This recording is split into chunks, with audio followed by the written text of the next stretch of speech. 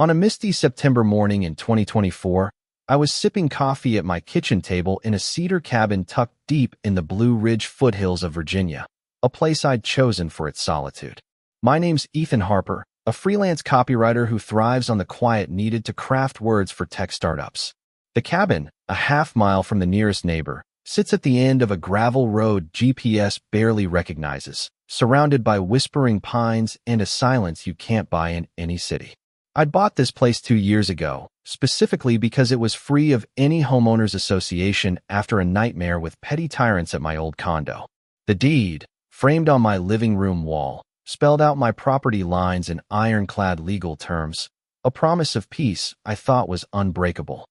That morning, with my laptop open and words flowing, I was in the zone until a car door slammed outside, sharp and deliberate, like a gunshot in a library. Heels clicked up my porch steps with a rhythm that screamed trouble. Before I could stand, my front door flew open. Knock, no courtesy.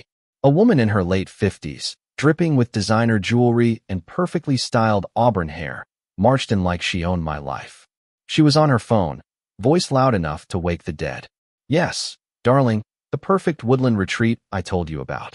Secluded, charming, ideal for our weekend. I froze, coffee mug halfway to my mouth, wondering if I'd slipped into a bad movie. When she saw me staring, she paused her call, her face twisting with annoyance. "Excuse me, why are you still here?" she snapped, as if I were a squatter in my own home. I blinked, half expecting her to vanish like a hallucination. "Ma'am, this is my house." "You're trespassing." She rolled her eyes, held up a finger, and went back to her call. "Sorry, Linda, there's a mix-up with the handover, but I'll fix it." She hung up, turned to me, and declared, "I'm Vanessa Reed, president of Crestwood HOA. This cabin is reserved for our leadership retreat. You're not ruining my plans." I glanced at my deed on the wall, my confusion hardening into defiance. "Vanessa, I own this place outright.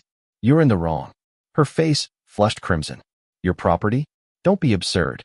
This land is under Crestwood HOA jurisdiction, and I have documents to prove it." She whipped out her phone and dialed 911 with a flourish, her voice dripping with authority. "I need police now. There's an illegal occupant refusing to leave HOA property." I sat there, stunned, as she paced my living room, spinning a tale for the dispatcher about a belligerent squatter threatening her. Outside, her sleek BMW was loaded with catering boxes, champagne, and flowers like she'd planned a gala before even stepping foot here.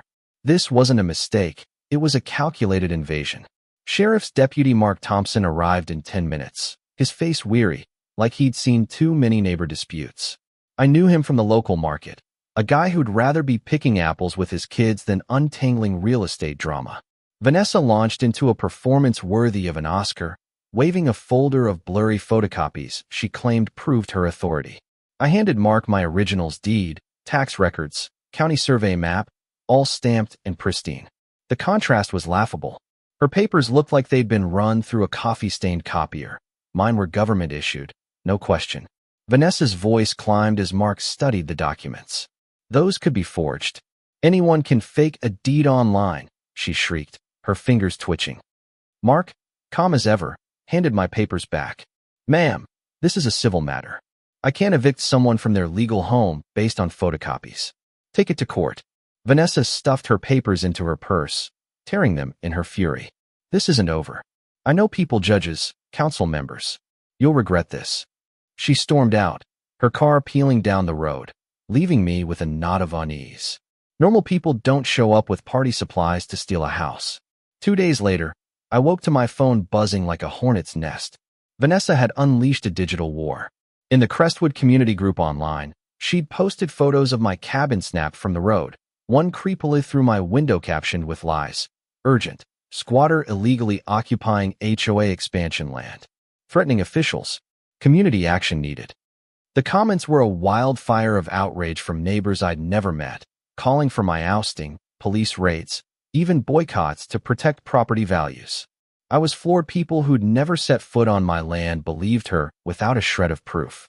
I fought back, installing security cameras and posting a video titled HOA President Tries to Steal My Home. Here's the truth. I showed my deed, tax records, and survey map, ending with, "If you think this is over, just wait." The response split the community. Half thanked me for clarity, half accused me of forgery and conspiracy. Then my cameras caught Vanessa at 2 a.m., creeping around my property with a measuring tape, sketching my cabin like it was hers. Her voice, clear on audio, chilled me. "The deposit for 50 guests is paid, Linda. We'll secure this venue by Friday. Its perfect main room fits 30, kitchen's equipped, plenty of parking." She wasn't just delusional. She'd spent real money betting on stealing my home. The harassment escalated. Cars cruised by at night, snapping photos. Anonymous notes appeared under my wiper. "Decent people don't steal community assets. We're watching." Vanessa's BMW blasted opera at 3 a.m., her headlights burning through my windows. Fake inspectors in khakis swarmed my land, citing nonsense violations like wetland proximity or unpermitted windows. Sleep became a memory. I was jumping at every creak, my work suffering.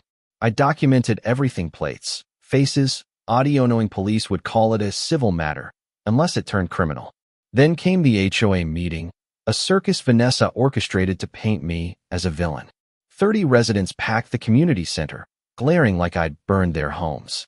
She stood at the front, a prosecutor in a power suit, warning of plummeting property values and stolen community dreams.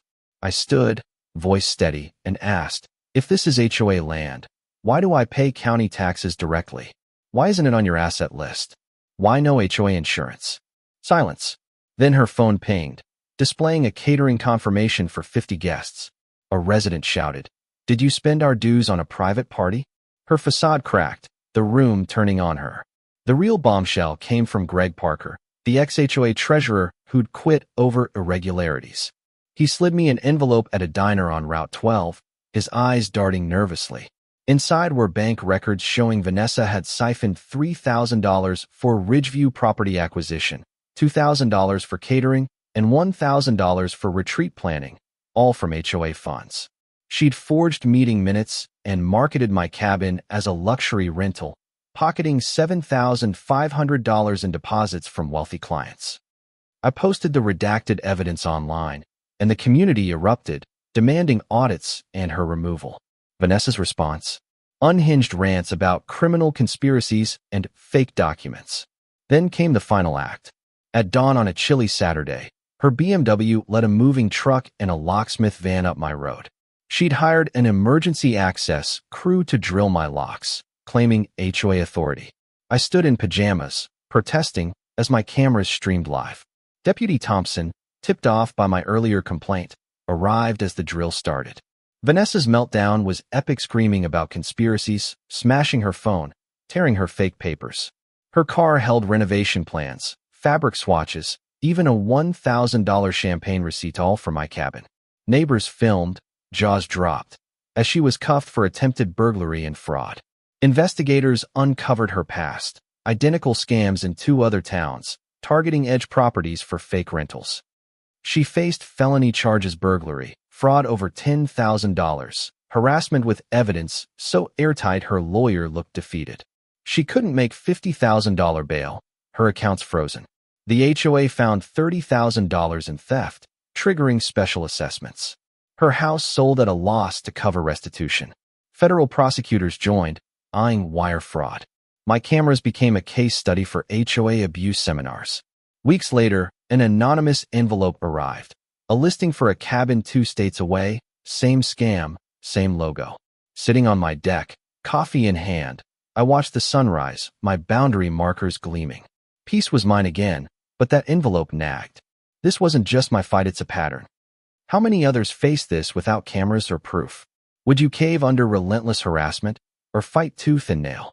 Should communities trust HOA leaders blindly, or demand transparency? What's the line between standing your ground and escalating a war?